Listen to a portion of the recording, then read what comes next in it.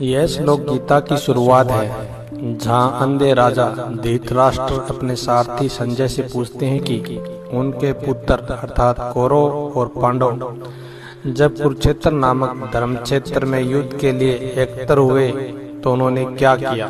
भगवत गीता अध्याय 10 श्लोक 7। क्यों है ये दुनिया, कैसे बनी ये दुनिया? ये सबसे स्वाभाविक सवाल हैं जो सोचने वाले के मन में आते ही हैं। इसी के लिए कृष्ण कहते हैं कि जो पुरुष उनके इस परम ईश्वरीय रूप विभूति को और योग शक्ति को तत्व से जानता है वो सबसे बड़ा ज्ञानी है। लेकिन ये योग शक्ति तत्व आखिर है क्या? जो कुछ है वो सिर्फ दृश्य मात्र संसार है, सब भगवान की माया है और एक कृष्ण ही सर्वत्र परिपूर्ण है जो हर किसी में है। बस ये जानना ही तत्व को जानना है दोस्तों। जो पुरुष इस तत्व को समझ जाता है वो निश्चल भक्ति योग से युक्त हो जाता है। पार्थ, इस मंत्र को सदैव याद रखो कि संसार में ज्ञान के समान पवित्र करने वाली न ही कोई वस्तु है और न ही कोई तत्व। ज्ञान ही सर्वोत्तम है। अज्ञश्च अश्रद्धानश्च संशयात्मा विनश्यति, नायम लोकोस्ति न परः न सुखम संशयात्मनः।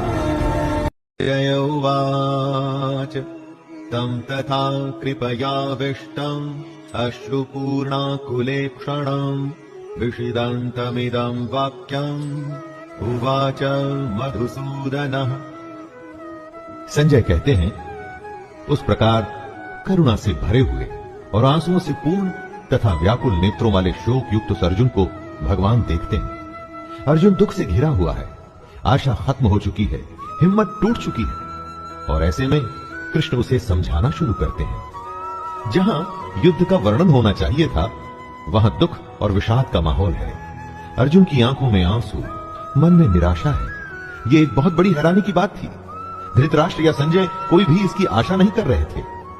अर्जुन का दुख देखकर कृष्ण उत्तर देने के लिए तैयार होते हैं।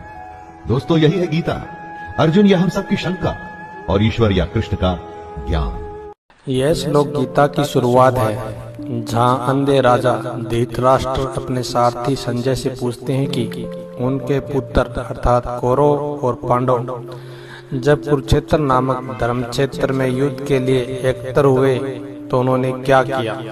भगवत गीता अध्याय 10 श्लोक 7। क्यों है ये दुनिया, कैसे बनी ये दुनिया? ये सबसे स्वाभाविक सवाल हैं जो सोचने वाले के मन में आते ही हैं।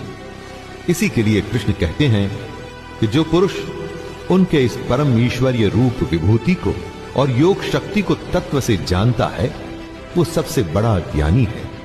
लेकिन ये योग शक्ति तत्व आखिर है क्या? जो कुछ है वो सिर्फ दृश्य मात्र संसार है, सब भगवान की माया है और एक कृष्ण ही सर्वत्र परिपूर्ण है जो हर किसी में है।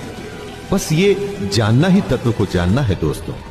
जो पुरुष इस तत्व को समझ जाता है वो निश्चल भक्ति योग से युक्त हो जाता है। पार्थ, इस मंत्र को सदैव याद रखो कि संसार में ज्ञान के समान पवित्र करने वाली न ही कोई वस्तु है और न ही कोई तत्व। ज्ञान ही सर्वोत्तम है। अज्ञश्च अश्रद्धानश्च संशयात्मा विनश्यति, नायम लोकोस्ति न परः न सुखम संशयात्मनः।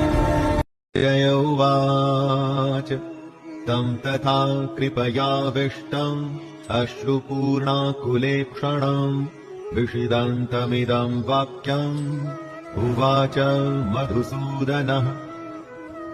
संजय कहते हैं, उस प्रकार करुणा से भरे हुए और आंसुओं से पूर्ण तथा व्याकुल नेत्रों वाले शोक युक्त अर्जुन को भगवान देखते हैं।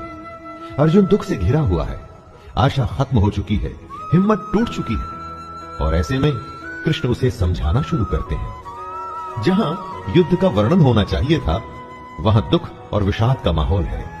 अर्जुन की आंखों में आंसू, मन में निराशा है। यह एक बहुत बड़ी हैरानी की बात थी। धृतराष्ट्र या संजय कोई भी इसकी आशा नहीं कर रहे थे। अर्जुन का दुख देखकर कृष्ण उत्तर देने के लिए तैयार होते हैं।